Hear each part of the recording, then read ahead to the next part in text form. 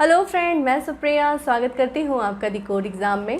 Friend, आज ancient history की class में हम डिस्कस करेंगे वैदिक पीरियड के एमसीक्यू पार्ट 2 में टॉप 40 प्रीवियस ईयर के क्वेश्चंस पेपर, और इन्हीं क्वेश्चंस के साथ हमारा वैदिक पीरियड से जुड़े हुए जितने भी इंपॉर्टेंट प्रीवियस ईयर के क्वेश्चंस थे उनका डिस्कशन हो जाएगा और इसी के साथ साथ इस चैप्टर का रिविज़न भी हो जाएगा। तो आइए स्टार्ट करते हैं आज का पहला क्वेश्चन। हमारा पहला क्वेश्चन है, गोत्र शब्द का प्रयोग सर्वप्रथम हुआ। यहाँ पे गोत्र शब्द की बात हो रही है, ध्यान दीजिएगा, गोत्र प्रथा की नहीं, ठीक है। तो गोत्र शब्द का सबसे पहली बार प्रयोग किसमें हुआ? अथर्ववेद में, ऋग्वेद में, सामवेद में या फिर यजुर्वेद में? जल्दी से कमेंट बॉक्स में आंसर बताइए। देखिए, ये जो हमारा क्वेश्चन आया था यूपीपीसीएस में 2005 में आया था और इसका आंसर है गोत्र शब्द का सबसे पहली बार जो प्रयोग हुआ था वो हुआ था ऋग्वेद में हुआ था, ठीक है। ये जो पूर्व काल था, पूर्व वैदिक काल है, जिसका समय काल क्या था 1500 से लेकर के 1000 ईस्वी पूर्व, उस समय गोत्र शब्द का इस्तेमाल किया जाता। और ये गोत्र शब्द जो इस्तेमाल किया जाता था वो जहाँ पे गौधन पाले जाते थे, यहाँ पे जहाँ पे गाय रखी जाती थी वहाँ उसी के लिए वहाँ पे गोत्र शब्द इस्तेमाल होता था। जब हम उत्तर वैदिक काल आते हैं जिसका समय काल 1000 से लेकर के 600 ईस्वी पूर्व का था, तो वहाँ पे गोत्र प्रथा की शुरुआत होती है फ्रेंड। तो गोत्र शब्द और गोत्र प्रथा आप ध्यान रखिएगा। तो गोत्र प्रथा जो थी या फिर गोत्र व्यवस्था थी वो उसे कहते थे जो एक ही वंश से या एक ही मनुष्य की जो संतानें होती थी उन्हीं को हम गोत्र कहते थे, ठीक है। तो ये हमारा गोत्र शब्द और गोत्र व्यवस्था में ये दोनों में फ़र्क है, तो इसका बहुत ही ध्यान दीजिएगा। अगर गोत्र शब्द पूछे तो वो उत्तर वैदिक काल से, गोत्र प्रथा पूछे तो वो उत्तर वैदिक काल से, लेकिन यहाँ पे गोत्र शब्द पूछा है तो उसका सबसे पहली बार ऋग्वेद काल से है, ऋग्वेद में हुआ है, और ये जो समय काल है वो क्या है? पूर्व वैदिक काल का है। नेक्स्ट क्वेश्चन पे बढ़ते हैं। नेक्स्ट क्वेश्चन है हमारा, पूर्व वैदिक आर्यों का धर्म मुख्यतः था। पूर्व वैदिक आर्यों का धर्म क्या था? तो देखिए यहाँ पे विकल्प क्या दिया है? भक्ति, मूर्ति पूजा और यज्ञ। तीसरा विकल्प देखिए प्रकृति पूजा और यज्ञ। चौथा विकल्प देखिए प्रकृति पूजा या भक्ति। जल्दी से कमेंट बॉक्स में आंसर बताइए। देखिए, ये IAS प्री 2012 में ये क्वेश्चन आया था फ्रेंड। हम लोगों ने बार बार बातें किया कि जो वैदिक सभ्यता में जो वो भक्ति तो वो नहीं करते थे, जो वैदिक कल्चर था, वैदिक कार्य थे, तो जब भक्ति नहीं करते थे तो देखिए विकल्प 1 कट गया, विकल्प आपका 4 भी यहाँ पे एलिमिनेट हो गया। तो दूसरी बात है, ये बहुत समय आप जब वैदिक कल्चर में मूर्ति पूजा का प्रश्न नहीं आता, मूर्ति पूजा का प्रश्न तो बहुत बाद में आता है फ्रेंड। तो यहाँ पे हमें दूसरा विकल्प भी कट गया, तो आंसर क्या बचता हमारा? प्रकृति पूजा या और यज्ञ करते थे। तो ठीक है, वो प्रकृति पूजा करते थे, प्रकृति के समस्त चीज़ों का करते थे, जैसे कि पेड़ पौधे, जल का, पर्वतों का, इन सारी चीज़ों का वो पूजा करते थे, यज्ञ करते थे, कर्मकांड करते थे। क्लास में इस चीज़ों को अच्छी तरह से बताया गया है कि किस तरीके से पूर्व वैदिक काल में किस तरीके से पूजा पद्धतियाँ इनकी हुआ करती थी, उत्तर वैदिक काल में किस तरह से ये पूजा पद्धतियाँ किया करते थे। तो ये सारी चीज़ें क्लास में अच्छे से बताएगी, उस क्लास को आप अच्छे से करिए। नेक्स्ट क्वेश्चन पे बढ़ते हैं। नेक्स्ट क्वेश्चन है हमारा कि ऋग वैदिक काल में जनता निम्न में से मुख्यतः किसमें विश्वास करती थी? फिर से वैसा ही क्वेश्चन है, थोड़ा सा चेंज कर दिया गया है। तो ऋग्वेद काल का ये पूछ रहे हैं कि जनता जो है वो मुख्यतः किस पे विश्वास करती थी? तो देखिए विकल्प क्या दिया है? मूर्ति पूजा पे करती थी, एकेश्वरवाद पे करती थी, देवी पूजा पे करती थी या फिर बलि या कर्मकांड पे करती थी। ये देखिए यूपीपीसीएस प्री 1993 में ये क्वेश्चन आया था। तो बताइए वो किस पे करती थी? सेम वैसा ही क्वेश्चन है, बलि और कर्मकांड पर करती थी। फ्रेंड, बहुत ज़्यादा उत्तर वैदिक काल में हम देखेंगे जो समय था 1000 से लेकर के 600 ईस्वी पूर्व, हमने पहले भी बताया था कि उससे बहुत ज़्यादा बलि देने, पशुओं की बहुत ज़्यादा बड़ी संख्या में बलि दिया जाने लगता था, कर्मकांड बहुत ज़्यादा बढ़ गए थे। और इसी के देखा जाए तो इसी के विरोध में अन्य धर्मों का भी वहाँ पे धार्मिक आंदोलन होते हैं, बौद्ध और जैन धर्म का भी। उसी समय देखेंगे लास्ट में आप जाते जाते 600 ईस्वी पूर्व के समय में बौद्ध और जैन धर्म का भी एक तरीके से उत्थान होता है। तो ये मेनली बेसिकली क्या था कि वो बलि या कर्मकांड पे, इन सब चीज़ों पे ज़्यादा विश्वास करते थे। नेक्स्ट क्वेश्चन पे चलते हैं कि ऋग्वेद में उल्लिखित प्रसिद्ध 10 राजाओं का युद्ध किस नदी के किनारे हुआ था? The battle of the 10 Kings. बताइए, ये जो ऋग्वेद में इसके बारे में, ऋग्वेद के ये तीसरे मंडल में, इसके ऋग्वेद के तीसरे मंडल नहीं, सॉरी 8वें मंडल में, ऋग्वेद के 8वें मंडल में ये 10 राजाओं के युद्ध का वर्णन है। तो ये जो 10 राजाओं का युद्ध का वर्णन है वो कहाँ पे हुआ था? बताइए जल्दी से आंसर कमेंट बॉक्स में। देखिए इसमें जो विकल्प दिया है, क्या दिया? परुसड़ी नदी पे, या फिर सरस्वती नदी पे, विपाशा नदी पे, या फिर अस्कनी नदी पे। जल्दी से बताइए आंसर। तो फ्रेंड ये देखिए यूपीपीसीएस मेन 2008 में ये क्वेश्चन आया था। इसका आंसर है परुसड़ी नदी, जिसे वर्तमान में हम रावी नदी के नाम से जानते हैं। तो परुसड़ी नदी के तट पे ये 10 राजाओं का युद्ध हुआ था। और इसके बारे में बात करें तो ये जो 10 राजाओं का युद्ध था वो भरत कबीले और आपका 10 राजाओं का कबीला था, उन्हीं के बीच में ये हुआ था। तो जो भरत थे उन्होंने गुरु वशिष्ठ को अपना पुरोहित चुन लिया था। किसके विकल्प में? गुरु विश्वामित्र के, ऋषि विश्वामित्र के विकल्प में। तो ऋषि विश्वामित्र ने क्या किया कि 10 राजाओं का एक संघ बनाया और उन्होंने 10 राजाओं के सहयोग से क्या किया, भरत कबीले पे आक्रमण कर दिया। तो बेसिकली ये जो युद्ध हुआ था उन्हीं के बीच में हुआ था और फिर जो भरत कबीला था वो जीत जाता है। तो ये उसी तरह तो ये जो युद्ध हुआ था वो परुसड़ी रावी के तट पे हुआ था। और ये जो ऋग्वेद के 8वें मंडल में 10 राग युद्धों का वर्णन किया गया है। नेक्स्ट पे चलते हैं, नेक्स्ट क्वेश्चन पे कि निम्न में से किस नदी को ऋग्वेद में माते तमा, देवी तमा, नदी तमा से संबोधित किया गया है? तो बहुत अच्छा क्वेश्चन है। देखिए कि किस नदी को ऋग्वेद में माते तमा, देवी तमा और नदी तमा से संबोधित किया गया। फ्रेंड हमने बताया था ना कि किस तरीके से ऋग्वेद के 10वें मंडल में नदी सूक्त में 21 नदियों का उल्लेख मिला है। तो उसी से ये जुड़ा हुआ क्वेश्चन है। तो देखिए इसमें विकल्प क्या दिया हुआ है। पहला विकल्प है सिंधु नदी, दूसरा सरस्वती नदी, तीसरा वितस्ता नदी और चौथा यमुना नदी। और ये देखिए यूपीपीसीएस स्पेशल मेंस 2008 में ये क्वेश्चन आया था। तो बताइए किस नदी को माते तमा, देवी तमा और नदी तमा से संबोधित किया गया है? फ्रेंड ये नदी है सरस्वती नदी को। सरस्वती नदी को ऋग्वेद काल में काफ़ी ज़्यादा पवित्र नदी माना जाता था। और हमने अपने लास्ट लेक्चर में, लास्ट एमसीक्यूज में क्या देखा था कि सिंधु नदी का सबसे सर्वाधिक बार उल्लेख मिलता है ऋग्वेद में, और जो वितस्ता झेलम नदी को था, यमुना नदी का हमें 3 बार उल्लेख मिलता है, और देखा जाए तो गंगा नदी का हमें 1 बार उल्लेख मिलता है। तो जो सबसे पवित्र नदी आपका सरस्वती थी और सर्वाधिक बार नदियों का उल्लेख जो मिलता है वो सरस्वती का, यमुना का 3 बार, गंगा का 1 बार। नेक्स्ट क्वेश्चन पे बढ़ते हैं। नेक्स्ट क्वेश्चन है हमारा कि उस जनजाति का नाम बतलाइए जो ऋग्वेदिक आर्यों के पंचजन्य से संबंधित नहीं है। हमने बताया ना कि देखिए 5 जो है जो आपका युद्ध होता है, तो क्या था, पंच जो 10 राजाओं का युद्ध होता है उसमें 5 जो थे आर्य थे और 5 गैर आर्य थे। तो 5 जो आर्य थे उन्हीं में से ये कुछ नाम दिया है। उसमें ये पूछ रहा है कि कौन से उन 5 आर्यों में से एक आर्य जो था, एक कबीला नहीं था। तो देखिए इसमें विकल्प क्या दिया हुआ है, यदु, पुरु, तुर्वश, कीकट। तो जल्दी से आंसर बताइए कौन से थे 5 वो जन जिनमें से एक नहीं है ये। और ये देखिए यूपीपीसीएस में 2009 में ये क्वेश्चन आया था। तो फ्रेंड इसका आंसर जल्दी से बताइए कौन सा नहीं था। तो देखिए कीकट नहीं था, ठीक है, कीकट नहीं था। बाकी यदु था, पुरु था, तुर्वस था, दूसरा और जो चौथा था वो ध्रुव था, और एक आपका था अनु, ठीक है, अनु कबीला। तो ये 5 कबीले हुआ, 5 कबीले थे और एक 5 गैर कबीले भी हुआ कर, 5 गैर कबीले, गैर आर्य कबीले और 5 आर्य कबीले मिलकर के 10 राज्यों का संघ बनाया था इन्होंने।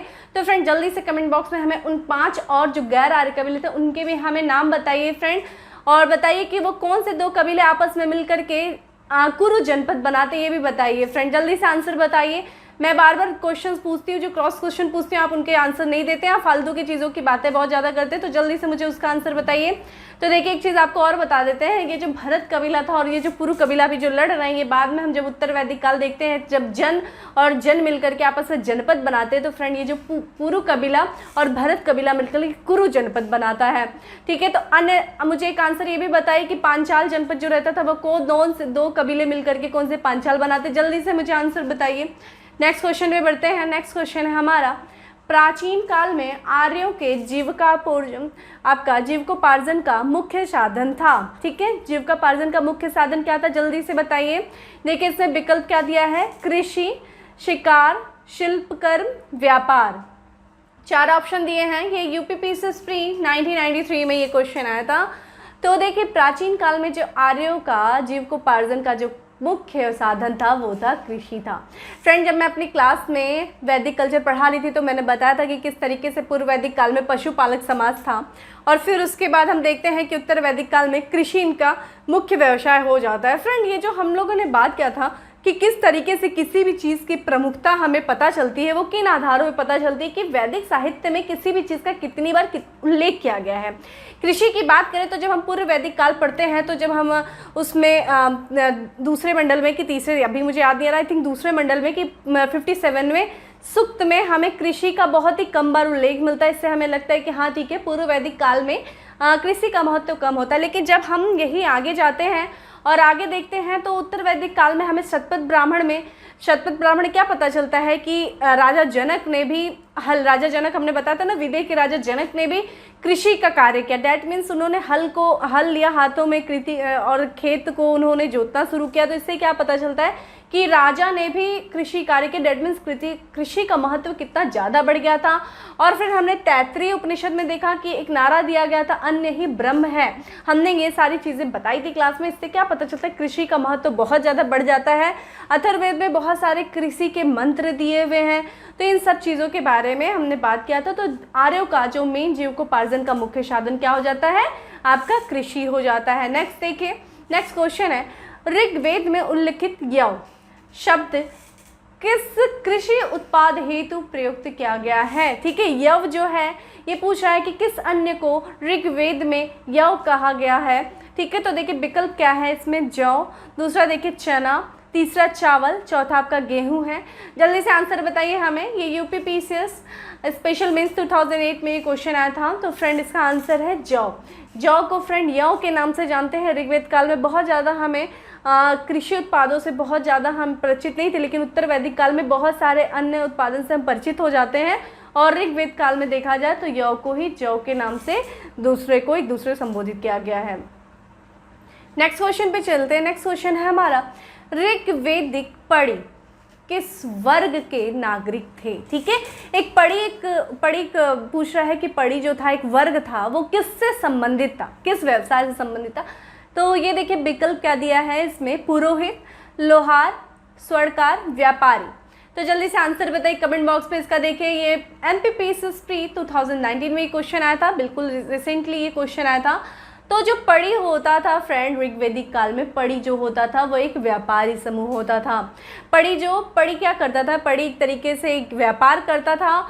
और बात करें अगर पढ़ी की, तो फ्रेंड ये जो इसके पढ़ी जो इसे गाय को चोरी करने वाला भी कहा जाता था। पढ़ी गायों को चोरी करता था, क्योंकि इसको देखा जाए तो ये सूदखोरी का भी काम करता था। तो उस समय की अगर बात करें तो जो सूदखोर होते थे, गाय जो होती थी वो एक तरीके से संपत्ति मानी जाती थी। और संपत्ति विभिन्न जो व्यापार होता था उसका आदान प्रदान गायों के माध्यम से होता था। तो पढ़ी नामक व्यापारी होता था, वो गायों की चोरी करता था और इन्हीं के माध्यम से क्या करता था, ऋण प्रदान करता था। काफ़ी बड़े ब्याज पर, काफ़ी अधिक ब्याज पर ऋण प्रदान किया करता था। तो ये था, इसीलिए इसको बेकनाट भी कहते थे। ध्यान रखिएगा, बेकनाट कहते थे। ठीक है, नेक्स्ट क्वेश्चन पे बढ़ते हैं। नेक्स्ट क्वेश्चन है हमारा कि वैदिक युग में प्रचलित शासन प्रणाली थी। वैदिक युग में एक शासन प्रणाली पूछ रहा है। हमने राजनीतिक व्यवस्था के बारे में अच्छे से क्लास में डिस्कशन किया कि किस तरीके से पूर्व वैदिक काल का राजनीतिक व्यवस्था थी, किस तरीके से उत्तर वैदिक काल की राजनीतिक व्यवस्था थी। तो ये जो वैदिक युग में जो शासन प्रणाली थी, तो देखिए इसमें विकल्प क्या दिया है, निरंकुश शासन प्रणाली थी, प्रजातंत्र थी, गणतंत्र थी, या फिर वंश परंपरागत राजतंत्र थी। ये राजस्थान प्रीवियस में आया था, प्री में 1993 में आया था ये क्वेश्चन। तो बताइए जल्दी से। तो फ्रेंड ये जो वैदिक युग में जो प्रचलित शासन प्रणाली थी वो थी वंश परंपरागत राजतंत्र शासन प्रणाली हुआ करती थी। ठीक है, और इसी के अंतर्गत अगर बात करें तो सभा और समिति थी। सभा समिति नामक कुछ संस्थाएं थी, सभा समिति विदतगण। ये संस्थाएं क्या थी, राजा के कार्यों को नियंत्रित करती थी। तो एक तरीके से राजतंत्र के साथ साथ गणतंत्र जैसी भी प्रणाली हमें मिलती थी, क्योंकि जो सभा समिति विदत जैसी संस्थाएं हुआ करती थी, ये क्या थी, लोगों के द्वारा चुनी हुई जाती थी। और ये क्या करती थी, राजा के कार्यों में भी सहयोग करती थी और राजा के कार्यों को नियंत्रित भी करती थी।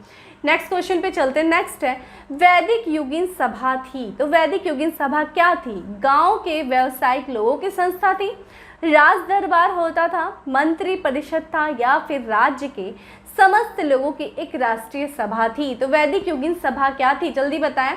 ये राजस्थान प्री 1994 में क्वेश्चन आया था।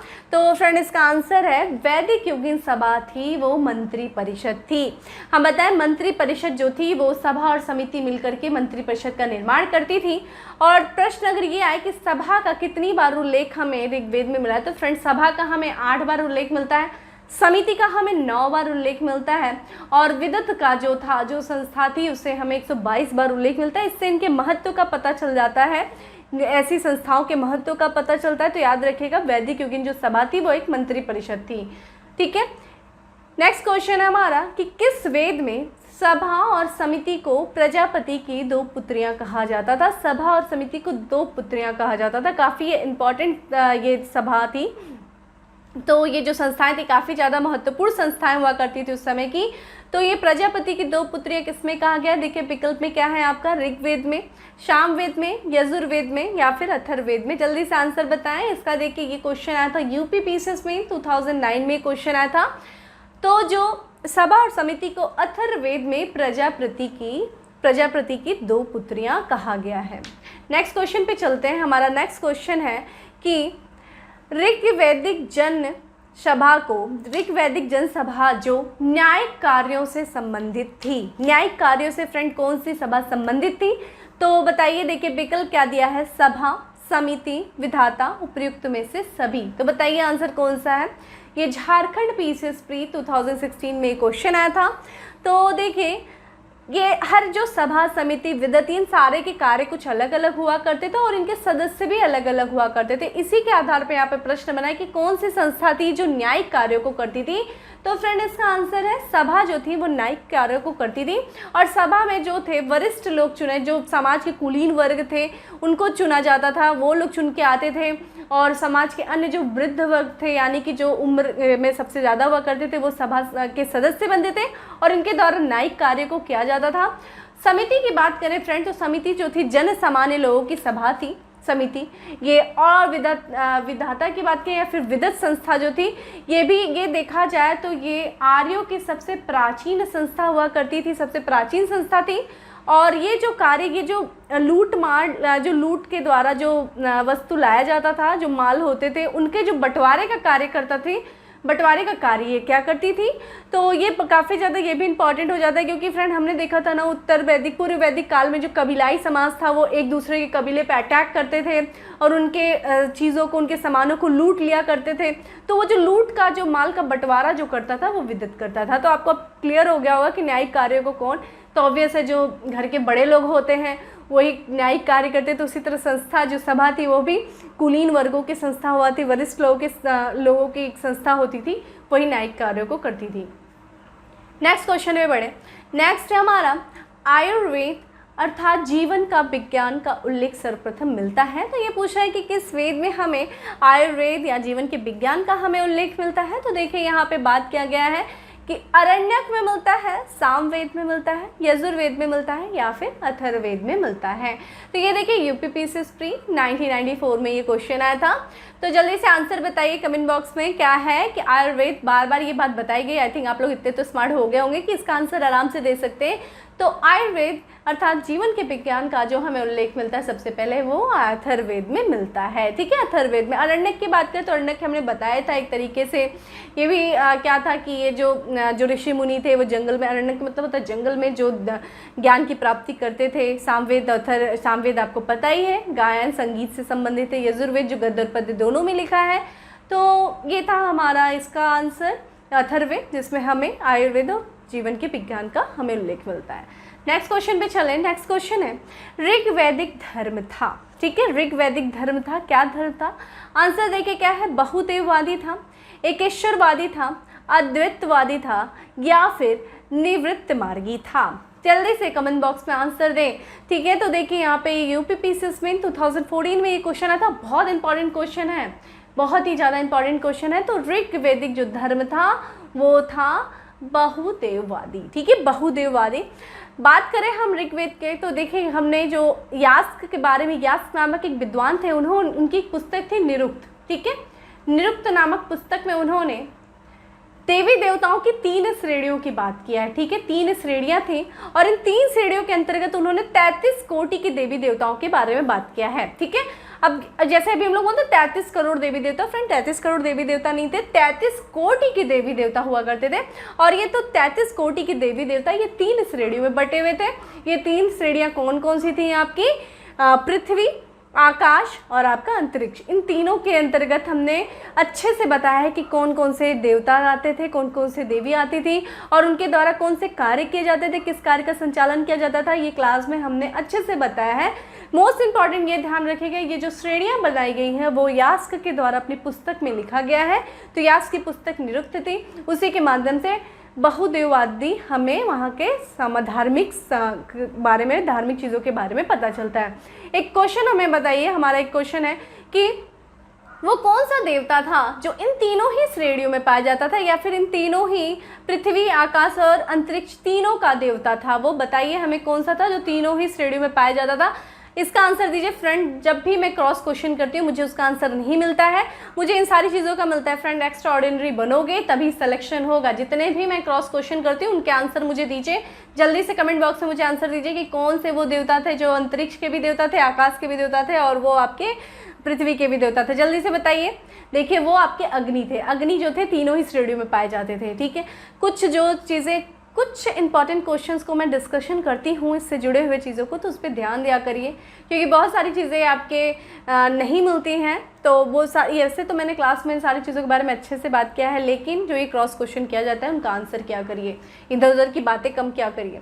ठीक है, देखिए नेक्स्ट क्वेश्चन है हमारा, निम्नलिखित में से किसे ऋग्वेद में युद्ध देवता समझा जाता है। ऋग्वेद में किस देवता को हम युद्ध के देवता जानते हैं? तो देखिए विकल्प क्या दिया है, अग्नि देवता, इंद्र देवता, सूर्य देवता या फिर वरुण देवता। बताइए जल्दी से, कितनी बार इसका हमने बताया है आपको कि किस देवता को युद्ध देवता कहा जाता था। ये देखिए यूपीपीएससी में 2011 में एक प्रश्न आया था। तो देखिए इंद्र देवता को हम युद्ध देवता के नाम से जानते हैं। युद्ध इन अग्नि का देखा जाए तो इंद्र देवता जो हैं इनका हमें ऋग्वेद में 250 बार हमें उल्लेख मिलता है। सबसे प्रतापी देवता के रूप में जानते थे। इनको पुरंदर कहा जाता था फ्रेंड। पुरंदर वो होता है जो बड़े बड़े किलों को तोड़ने वाला होता है। सोमापा कहा जाता था क्योंकि ये बहुत अधिक सोम रस का सेवन करते थे। और फ्रेंड कमेंट बॉक्स में बताइए जो सोम मंडल है, जो सोम रस है, जो सोम देवता को समर्पित कौन सा मंडल है। जल्दी से आंसर बताइए, कल हमने बताया था इसके बारे में क्लास में। तो इंद्र जो हैं उनको युद्ध का देवता कहा जाता था। फ्रेंड वरुण को क्या कहा जाता था? वरुण देवता जो थे ऋतस्य गोपा थे। ये नैतिक मूल्यों का, नैतिक विधि विधानों का देखरेख करते थे। सूर्य के बारे में भी आप जानते हैं। अग्नि जो थे ये दूसरे सबसे प्रमुख देवता हुआ करते थे ऋग्वेद में, इनका 200 बार हमें उल्लेख मिलता है। और तीसरे जो सबसे प्रमुख देवता थे वो थे वरुण थे। नेक्स्ट क्वेश्चन पे चलते हैं। नेक्स्ट है हमारा, ऋग्वेद में सर्वाधिक संख्या में मंत्र संबंधित है।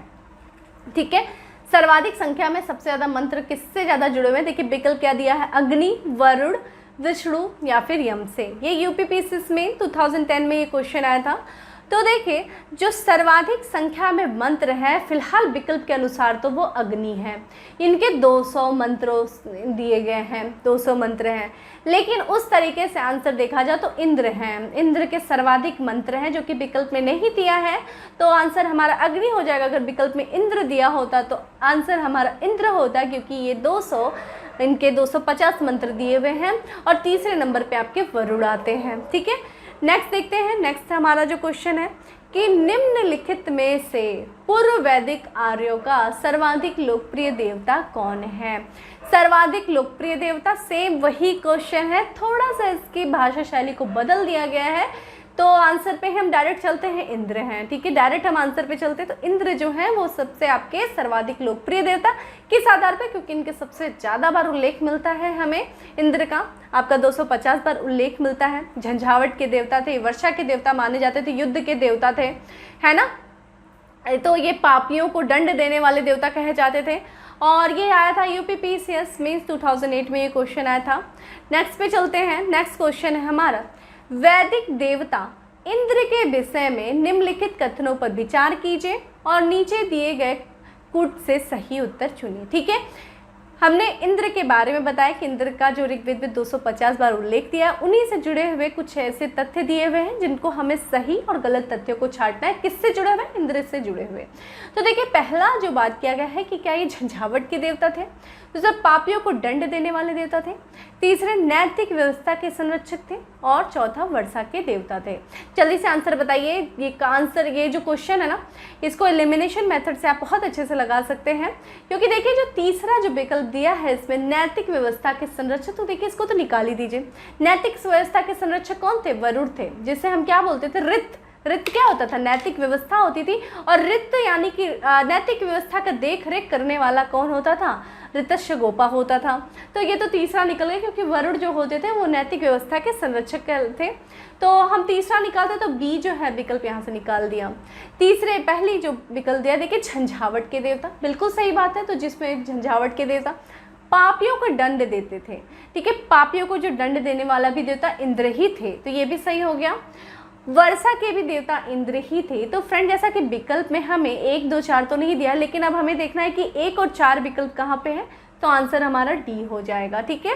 तो झंझावट के देवता थे, पापियों को दंड देने वाले देवता थे और वर्षा के देवता थे, और नैतिक व्यवस्था के संरक्षक कौन थे? वरुण थे। नेक्स्ट क्वेश्चन है हमारा कि 800 से लेकर के 600 ईस्वी पूर्व का काल किस युग में से जुड़ा है? किस युग से जुड़ा है? ये युग पूछ रहे हैं। 800 से लेकर के आपका 600 ईस्वी पूर्व का काल जो है, तो इसमें विकल्प जो दिया है देखिए ब्राह्मण युग है, दूसरा सूत्र युग है, तीसरा रामायण युग है और चौथा आपका महाभारत युग है। तो जल्दी से आंसर बताइए क्या है। ये यूपीपीएससी प्री 2002 में ये क्वेश्चन आया था फ्रेंड। तो जो 800 से लेकर के 600 ईस्वी पूर्व का जो काल है वो है हमारा ब्राह्मण युग, ठीक है। कौन सा युग है? ब्राह्मण युग है। और सूत्र युग की बात करें फ्रेंड तो ये लगभग 7 ईस्वी पूर्व से लेकर के 7 या 6 ईस्वी पूर्व से लेकर के 300 ईस्वी पूर्व के बीच का ये समय है, जिसको हम सूत्र युग के नाम से जानते हैं। अनेक सूत्रों की इस समय रचनाएं भी हुई थी। रामायण युग या महाभारत युग, रामायण और महाभारत की रचना देखें तो उत्तर वैदिक काल में हुआ था, तो ये तो उसके समय का पहले का हो गया। 1000 से लेकर के 600 ईस्वी पूर्व के बीच का समय होता है, यानी कि 900 ईस्वी पूर्व के लगभग समय है। तो ब्राह्मण युग हमारा 800 से लेकर के 600 ईस्वी पूर्व का समय है। नेक्स्ट क्वेश्चन पे चलते हैं। नेक्स्ट क्वेश्चन है हमारा गायत्री मंत्र, बहुत इंपॉर्टेंट क्वेश्चन है। गायत्री मंत्र किस पुस्तक से में मिलता है? तो गायत्री मंत्र है फ्रेंड, विकल्प देखिए क्या है कि उपनिषद में गायत्री मंत्र के बारे में बात की गई, या भगवत गीता, ऋग्वेद या यजुर्वेद। फ्रेंड गायत्री मंत्र जो बच्चों को याद होता है, आई थिंक इसका आपको तो आंसर तुरंत दे देना चाहिए। और ये देखिए पीसीएस बिहार पीसीएस प्री 1994 में ये क्वेश्चन आया था। तो जो गायत्री मंत्र है वो भगवत गीता से संबंधित है। भगवत गीता किसका भाग है? जल्दी से बताइए, किस महाकाव्य का भाग है? ये आपका महाभारत से संबंधित है, उसका भाग है। और गायत्री मंत्र की बात करें तो देखिए गायत्री मंत्र हमने क्या किया था कि विश्वामित्र के द्वारा लिखा गया है गायत्री मंत्र, और ये ऋग्वेद के 3रे मंडल में है गायत्री मंत्र। प्रश्न ये उठता है कि गायत्री मंत्र किस देवता को समर्पित है? तो फ्रेंड ये सविता देवता को समर्पित है। सविता यानी कि सूर्य देवता को समर्पित है, और सूर्य देवता को ही कहा अग्नि का ये देवताओं की आग कहा जाता है, देवताओं की आग कहा जाता है। तो गायत्री मंत्र जो है सविता देवता या फिर सूर्य देवता को समर्पित है, और ये आपका भगवत गीता से, सॉरी फ्रेंड यहाँ भगवत गीता तो नहीं होगा, यहाँ पे जो इसका आंसर है वो है ऋग्वेद से संबंधित है।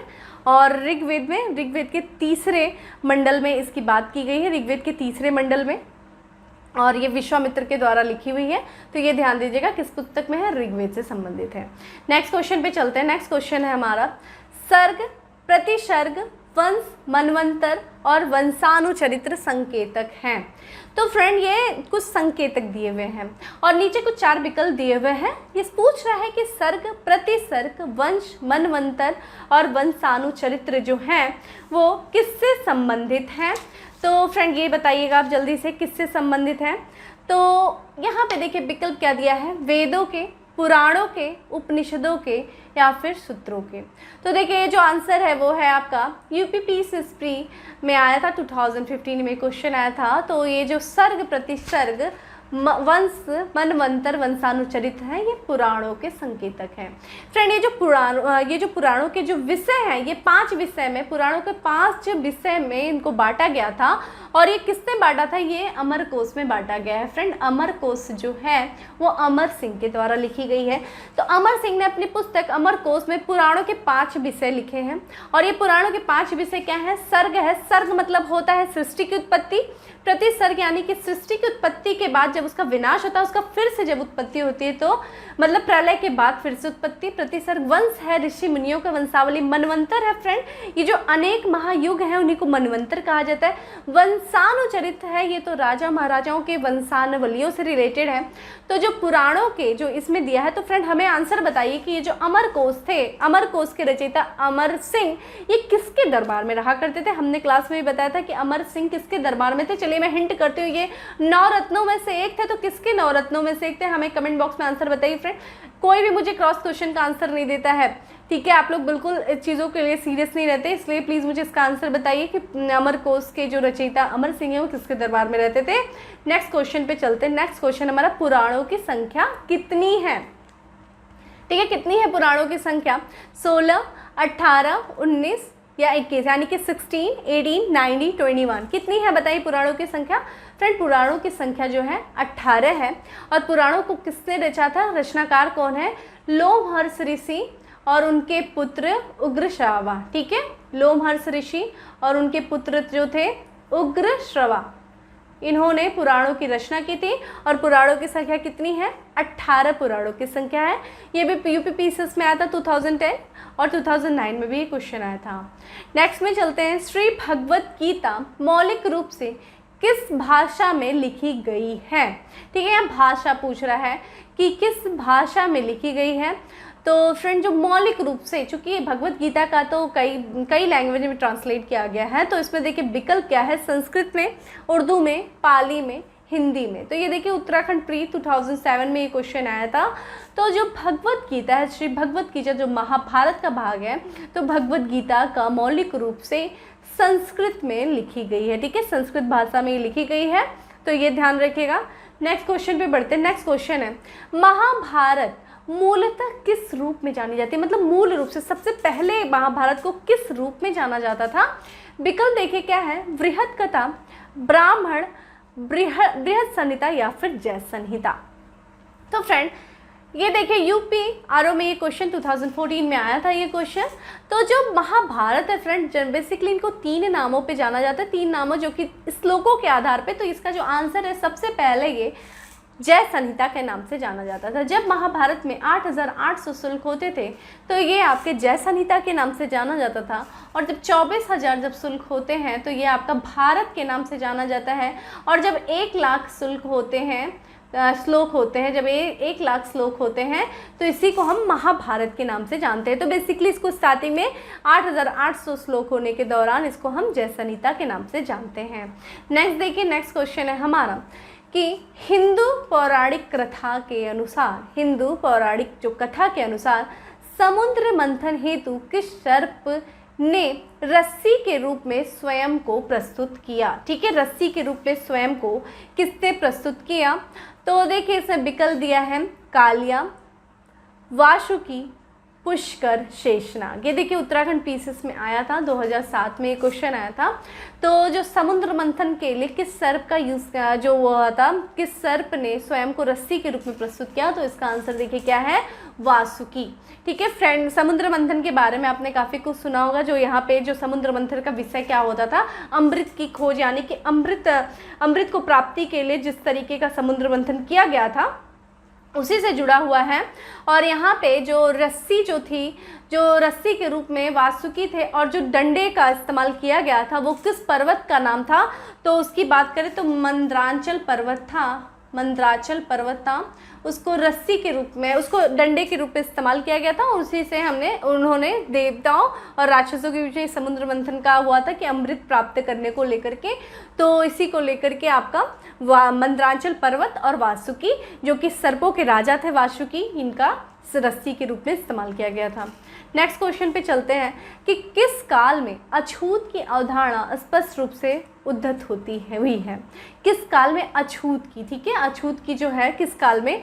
तो यहाँ पे विकल्प देखिए क्या है, ऋग्वेद काल में, ऋग्वेदिक काल में, उत्तर वैदिक काल में, उत्तर गुप्त काल में, धर्मशास्त्र के समय में। जल्दी से आंसर बताइए। देखिए इसका ये क्वेश्चन आया था, बिहार पीसीएस में आया था, 1994 में ये क्वेश्चन आया था।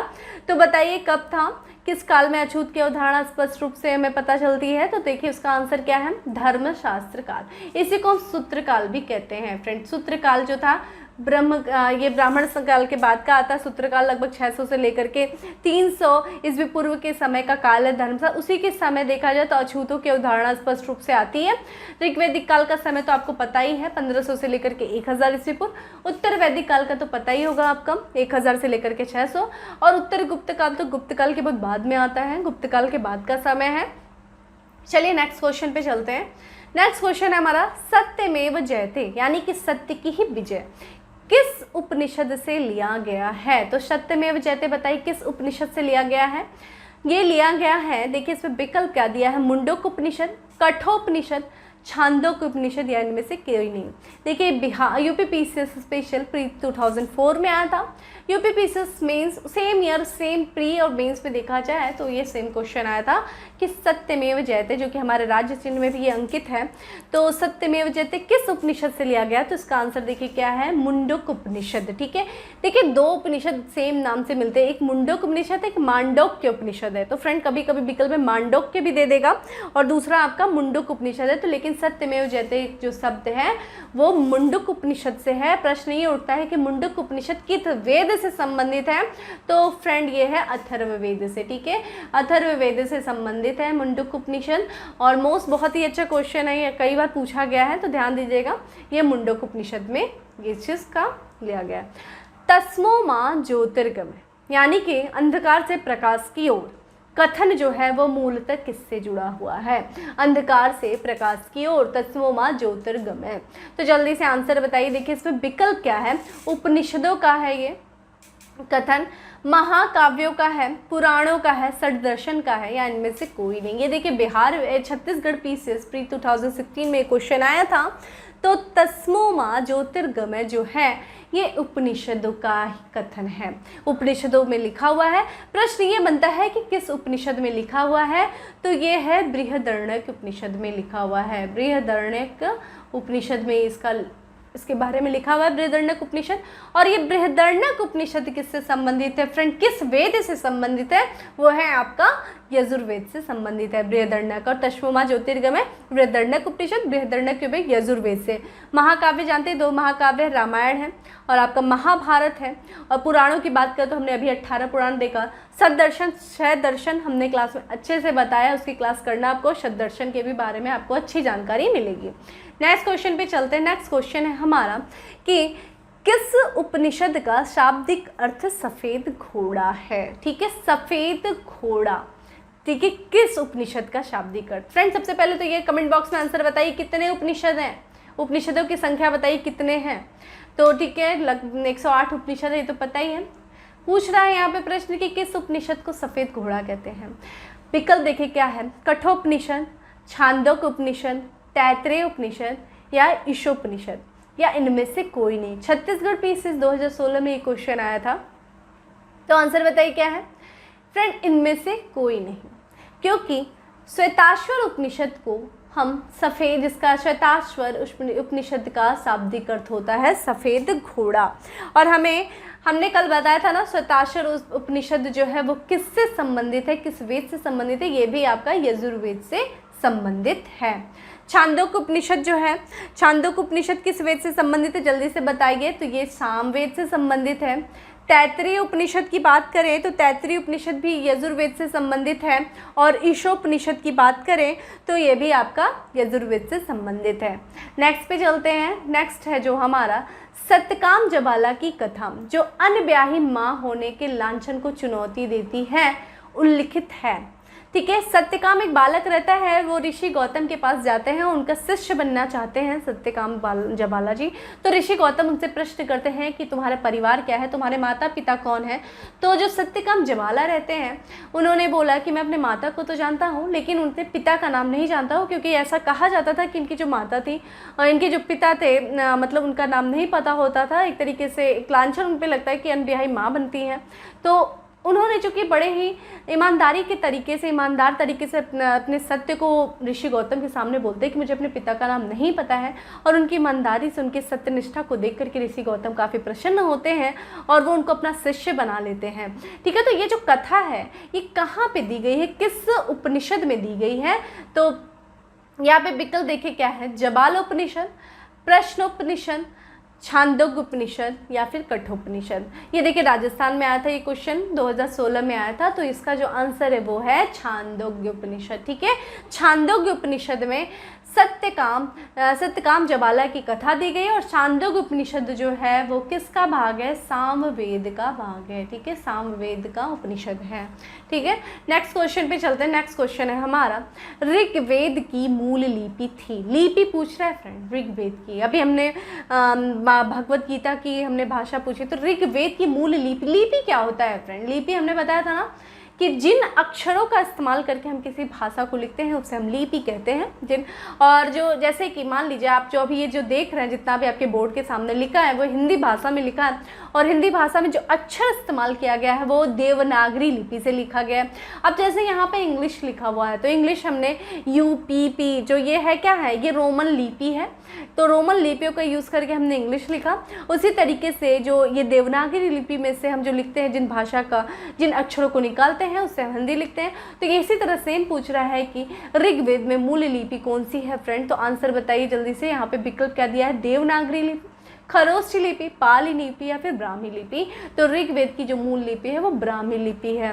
देवनागरी लिपि से तो आप हिंदी, खरोष्ठी लिपि जो है उत्तर पश्चिम में बोली जाती है, कि दाएं से बाएं लिखी जाती। पाली जो एक भाषा है, हमने बताया था पाली भाषा के पाली ब्रह्म जो है, आप तो देखेंगे जैन और ये सब आपके बौद्ध जो साहित्य वगैरह लिखते हैं। फिर उसके बाद देखिए 33 का जो है 33 क्वेश्चन हमारा है क्या है, वैदिक कर्मकांड में होता का संबंध है। फ्रेंड होता विद्वान थे, होता होत्री, तो ये जो विद्वान थे वो किस वेद से संबंधित थे? तो देखिए इसमें विकल्प क्या दिया है, ऋग्वेद से, यजुर्वेद से, सामवेद से या फिर अथर्ववेद से। ये यूपीआरओ में क्वेश्चन आया था, मेंस 2013 में आया था। तो जो कर्म कांड में जो होता का संबंध था, वैदिक कर्म कांड में जो पुरोहित हुआ करते थे, जो इनका संचालन करते थे कर्मकांड विधियों का, तो होता जो थे वो थे आपका ऋग्वेद से संबंधित थे। तो होता होत्री ऋग्वेद से संबंधित है। प्रश्न बनता है कि यजुर्वेद, सामवेद और अथर्ववेद के कौन कौन से आपके पुरोहित है? तो यजुर्वेद की बात करें तो अधर्वयु थे। सामवेद की बात करें तो उद्गाता थे, उद्गाता इसके पुरोहित थे। और अथर्ववेद की बात करें तो ब्रह्म थे। ठीक है, ये आपके क्या थे, ये इनके पुरोहित हुआ करते थे, विद्वान थे। नेक्स्ट क्वेश्चन पे चलते हैं। नेक्स्ट है हमारा क्वेश्चन, अवेस्ता और ऋग्वेद में समानता है। ठीक है, अवेस्ता जिस क्षेत्र से संबंधित है।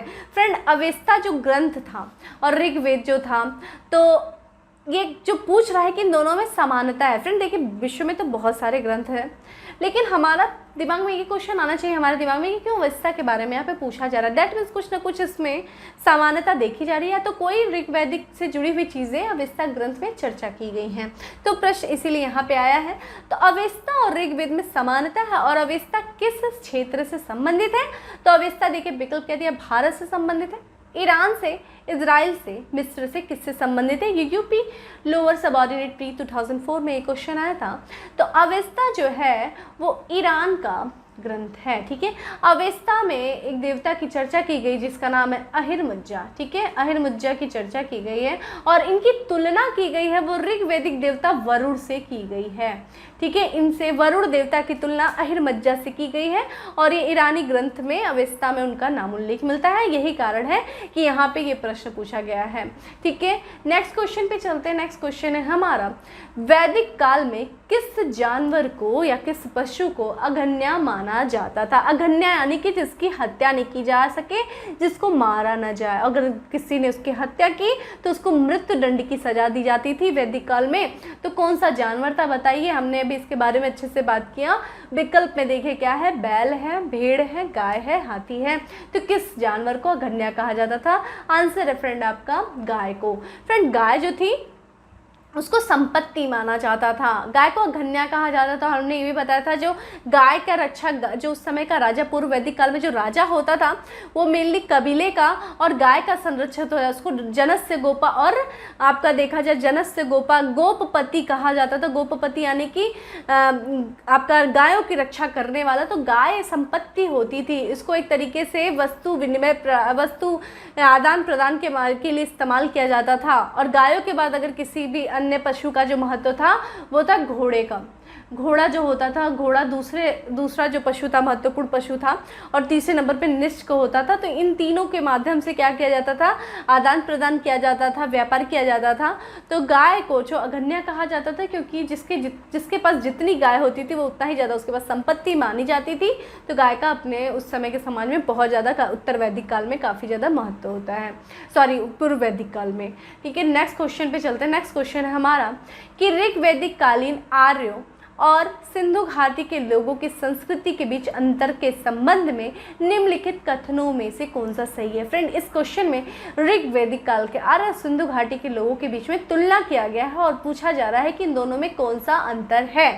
विकल्प देखिए क्या है। पहला विकल्प है ऋग वैदिक कालीन आर्य कवच और शीर्षास्त्र यानी कि हेलमेट का उपयोग करते थे, जबकि सिंधु घाटी सभ्यता के लोग इनके उपयोग का कोई साक्ष्य नहीं मिलता है। तो बताइए फ्रेंड, हमने आपको बताया था सिंधु घाटी सभ्यता के लोग जो समाज था वो काफ़ी शांतिप्रिय समाज था। हमें युद्ध जैसे किसी भी साक्ष्य, युद्ध जैसा कोई भी हमें प्रमाण वहाँ पे नहीं मिलता है। और जो थोड़े मोड़े छोटे मोटे हथियार भी हमें सिंधु घाटी सभ्यता के लोगों के मिले हैं वो बेसिकली क्या होता था कि शिकार वगैरह करने के लिए वो इस्तेमाल करते थे। तो यहाँ पे तो हमारा, और अगर वहीं पे हम ऋग वैदिक काल की बात करें तो ऋग वैदिक काल के लोग जो थे वो कबीलाई समाज था। वो काफ़ी एक दूसरे से संघर्ष करते रहते थे, युद्ध का करते थे। अभी जस्ट हमने 10 राग युद्ध के भी बारे में चर्चा किया। तो यानी कि पहला जो है विकल्प वो तो सही हो गया कि इनका उपयोग नहीं करते थे। ठीक है, और ये आर्य कवच और शीर्षास्त्र का प्रयोग करते थे। दूसरा देखिए विकल्प क्या दिया है कि ऋग वेद कालीन आर्य को स्वर्ण चांदी ताम्र का ज्ञान था। बिल्कुल था, जबकि सिंधु घाटी के लोगों को केवल ताम्र और लोहे का ज्ञान था। फ्रेंड, लोहे का ज्ञान तो था ही नहीं। कितनी बार आपसे चिल्ला चिल्ला के यही तो समझाई हूँ। लोहे की खोज तो हमें उत्तर वैदिक काल में होती है। तरंजी क्रीड़ा से हमें लोहे का प्राप्त होता है। तो सिंधु घाटी सभ्यता को तो तांबे का, कांसे का पता था। केवल यहाँ पे आगे केवल भी ऐसा नहीं था। केवल उनको कितनी सारी धातुओं के बारे में पता था, हमने बात किया था। तांबे के बारे में पता था उन्हें, चांदी के बारे में, सोना के बारे में, शीशा के बारे में, कांसे का, ये सब का इस्तेमाल वो जानते थे। तो इसलिए विकल्प दूसरा तो गलत हो गया। तीसरे विकल्प पे चलते हैं कि ऋग वैदिक कालीन आर्यों ने घोड़े को पालतू बना लिया था। बिल्कुल सही बात है फ्रेंड, वो घोड़े को पालतू बनाए थे और युद्ध में उनका इस्तेमाल करते थे। जबकि इस बात का कोई साक्ष्य नहीं है कि सिंधु घाटी के लोग इस पशु को जानते थे। यानी कि यहाँ पे क्या बता रहा है कि सिंधु घाटी के लोग घोड़े से परिचित नहीं थे। फ्रेंड, हमने क्लास में आपको बताया था कि भाई सिंधु घाटी सभ्यता के, सिंधु घाटी में हमें बहुत सारी जगहों से घोड़े के अस्थिपंजर, घोड़े के साक्ष्य मिले हैं। जैसे कि आपका मोहनजोदाड़ो से मिला है, कालीबंगा से मिला है, सुरकोटजा से मिला है, लोथल से मिला है। तो ये तो विकल्प गलत हो गया कि ये लोग जानते नहीं थे। ठीक है, लेकिन हाँ, ये लोग किस तरीके से उसका इस्तेमाल करते थे इसके बारे में चर्चा हम नहीं बहुत अच्छी तरह से बता सकते कि हाँ घोड़े का इस्तेमाल वो व्यापार के लिए करते थे या किन कार्यों के लिए करते थे। लेकिन घोड़े के साक्ष्य हमें सिंधु घाटी सभ्यता से प्राप्त हुए हैं। वहीं अगर ऋग वैदिक कालीन कार्यों के बारे में बात करें तो वो घोड़े का इस्तेमाल करते थे रथ खींचने के लिए, युद्धों में इस्तेमाल करते थे। व्यापार में हमने बताया है कि घोड़े का काफ़ी ज़्यादा महत्व होता था, गाय के बाद घोड़े का महत्व होता है। तो यहाँ पे तीसरा विकल्प भी गलत हो गया। तो हमारा आंसर क्या हुआ, केवल एक। ठीक है, ये देखिए ISP 2017 में ये क्वेश्चन आया था। नेक्स्ट क्वेश्चन पे बढ़ते हैं। नेक्स्ट क्वेश्चन है हमारा, ऋग वैदिक काल के प्रारंभ में निम्नलिखित में से किससे महत्वपूर्ण मूल्यवान संपत्ति समझा जाता है। फ्रेंड, प्रारंभ की बात क्या है, यानी कि पूर्व वैदिक काल में किससे मूल्यवान संपत्ति समझाता था। संपत्ति के रूप में किसे, अभी जस्ट हम लोगों ने बात किया। डायरेक्ट आंसर पे आते हैं गाय को मूल्यवान संपत्ति समझा जाता था। ठीक है। गायों का काफ़ी ज़्यादा रक्षा करने के लिए गायों को, अगर गाय जो थी, गायों को अगन्या कहा जाता था। पाड़ी नामक जो व्यापारी हुआ करता था वो गायों की चोरी करता था, क्योंकि कहा जाता था, हमने अभी जस्ट बताया कि जो गाय के माध्यम जो चोरी करता था, क्योंकि वो सूदखोर भी था और वो काफ़ी ऊंचे ऋण पे ब्याज देता था, तो वो ब्याज देने के लिए ऑब्वियस है ना, बताया था कि भाई बैंक के पास पैसा रहेगा तभी तो वो ऋण देगा, तो गाय होती थी तो गायों को देता था, ऋण के रूप में इस्तेमाल करता था। तो यहाँ पे गाय काफ़ी ज़्यादा संपत्ति का मूल्यवान संपत्ति समझी जाती थी। जो युद्ध होते थे वो गायों के लिए आपस में लोग संघर्ष करते थे। तो इस तरीके से था। भूमि का, वहाँ पे भूमि का महत्व बढ़ता है फ्रेंड। उत्तर वैदिक काल में भूमि का महत्व हो जाता है। जो राजा होता है फिर वो भूमि का स्वामी हो जाता है। भूमि को विस्तार, फिर आप देखेंगे कि फिर जो है जनपद बनता है। फिर महाजनपद समय में भूमि को लेकर के, अपने क्षेत्र विस्तार को लेकर के काफ़ी ज़्यादा युद्ध होते हैं। स्त्रियों की स्थिति की बात करें तो हमने बताया था पूर्व वैदिक काल में किस तरह से स्त्रियों की स्थिति थी। उत्तर वैदिक काल में स्त्रियों की स्थिति में गिरावट आती है जल को लेकर के, ऐसा कुछ विशेष बात नहीं की गई है।